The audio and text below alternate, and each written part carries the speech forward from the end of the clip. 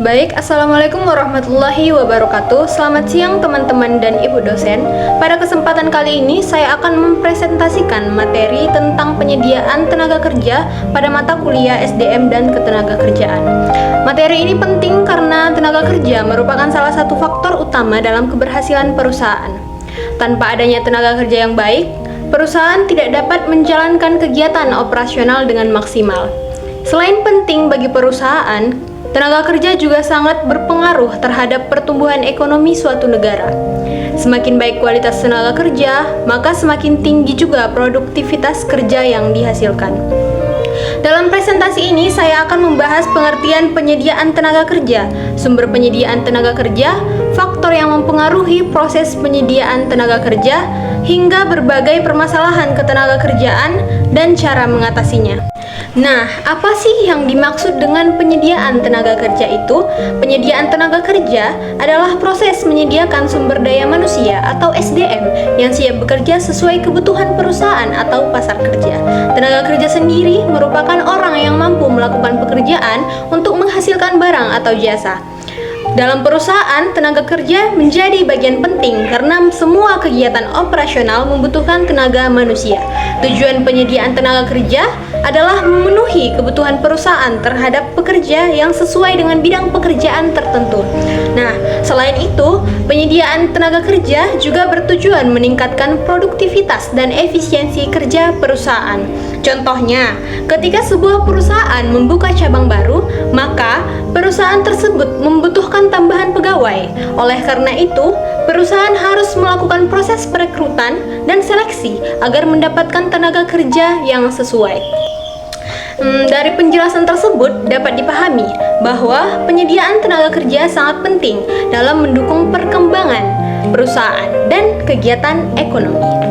Nah, selanjutnya penyediaan tenaga kerja berasal dari dua sumber utama, yaitu sumber internal dan sumber eksternal. Sumber internal berarti tenaga kerja berasal dari dalam perusahaan sendiri. Contohnya, promosi jabatan, mutasi, dan rotasi kerja.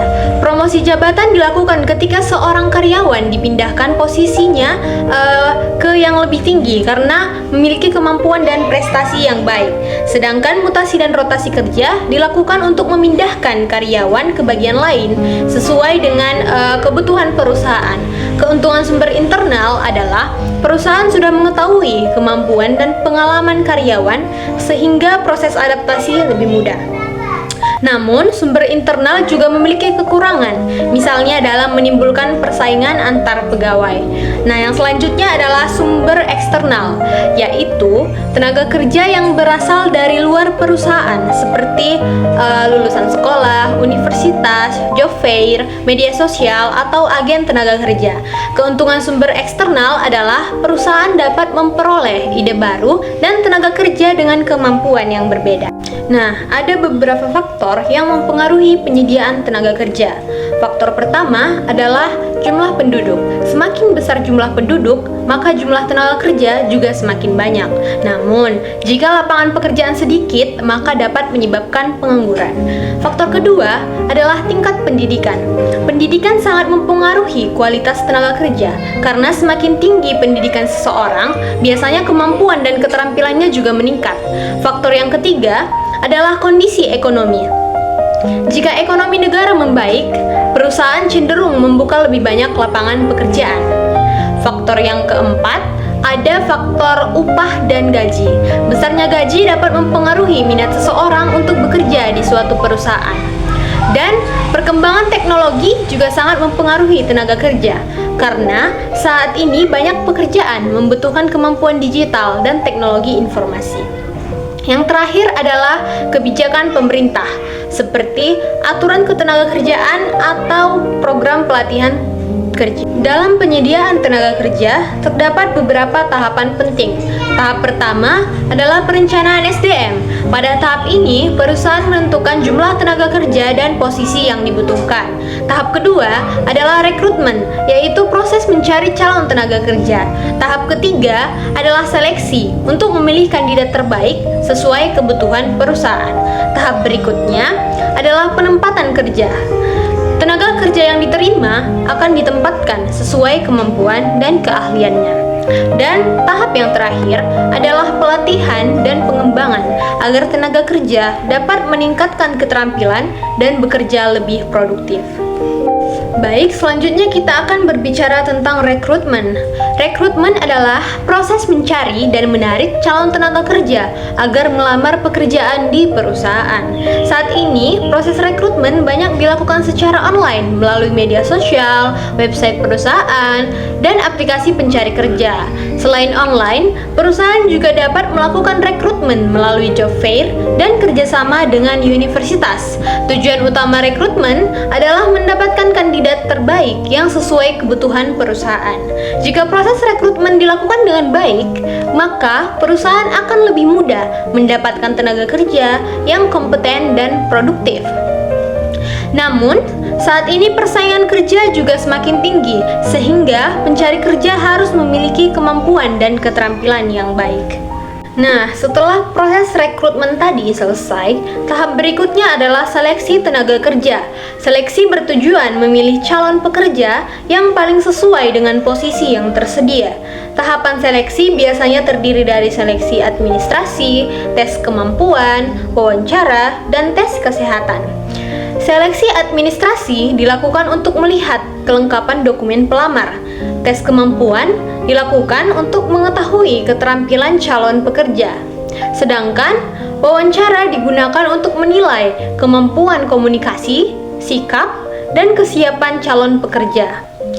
Seleksi yang baik sangat penting karena kesalahan memilih tenaga kerja dapat merugikan perusahaan. Dalam penyediaan tenaga kerja, terdapat beberapa masalah yang sering terjadi. Masalah pertama adalah pengangguran, yaitu ketika jumlah pencari kerja lebih banyak dibandingkan lapangan pekerjaan yang tersedia. Yang kedua adalah kesenjangan keterampilan, karena masih banyak tenaga kerja yang belum memiliki kemampuan sesuai kebutuhan industri. Selain itu, persaingan kerja saat ini juga semakin tinggi karena jumlah lulusan baru terus bertambah setiap tahun. Ada juga masalah kurangnya pengalaman kerja, terutama bagi lulusan baru. Kemudian, ketidaksesuaian pendidikan dengan pekerjaan juga menjadi salah satu masalah dalam dunia kerja. Ada beberapa upaya yang dapat dilakukan untuk mengatasi masalah penyediaan tenaga kerja. Yang pertama adalah meningkatkan pendidikan dan pelatihan kerja agar tenaga kerja memiliki keterampilan sesuai kebutuhan dunia kerja. Yang kedua adalah program magang untuk membantu mahasiswa dan lulusan baru memperoleh pengalaman kerja. Yang ketiga adalah pengembangan keterampilan digital karena saat ini banyak pekerjaan membutuhkan kemampuan teknologi. Selain itu, pemerintah dan perusahaan juga perlu bekerja sama dalam membuka lapangan kerja baru dan meningkatkan kualitas SDM. Dengan upaya tersebut, diharapkan angka pengangguran dapat berkurang dan kualitas tenaga kerja meningkat. Contoh penyediaan tenaga kerja dapat dilihat dalam kehidupan sehari-hari. Misalnya, sebuah restoran membutuhkan tambahan pegawai karena jumlah pelanggan meningkat. Restoran tersebut membuka lowongan kerja melalui media sosial, lalu melakukan seleksi administrasi dan wawancara. Pegawai yang diterima kemudian diberikan pelatihan mengenai pelayanan pelanggan dan penggunaan sistem kasir. Dari contoh tersebut dapat dilihat bahwa penyediaan tenaga kerja dilakukan melalui beberapa proses agar perusahaan memperoleh tenaga kerja yang sesuai kebutuhan. Berdasarkan pembahasan tadi, dapat disimpulkan bahwa penyediaan tenaga kerja merupakan proses penting dalam manajemen SDM dan ketenagakerjaan. Penyediaan tenaga kerja meliputi perencanaan SDM, rekrutmen, seleksi, penempatan kerja, hingga pelatihan dan pengembangan. Kualitas tenaga kerja sangat mempengaruhi keberhasilan perusahaan, sehingga pendidikan dan keterampilan harus terus ditingkatkan. Selain itu, kerjasama antara pemerintah, perusahaan, dan lembaga pendidikan juga penting untuk menciptakan tenaga kerja yang berkualitas. Baiklah, sekian presentasi dari saya mengenai penyediaan tenaga kerja. Mohon maaf apabila masih terdapat kekurangan dalam penyampaian materi. Terima kasih atas perhatian teman-teman dan ibu dosen. Assalamualaikum warahmatullahi wabarakatuh.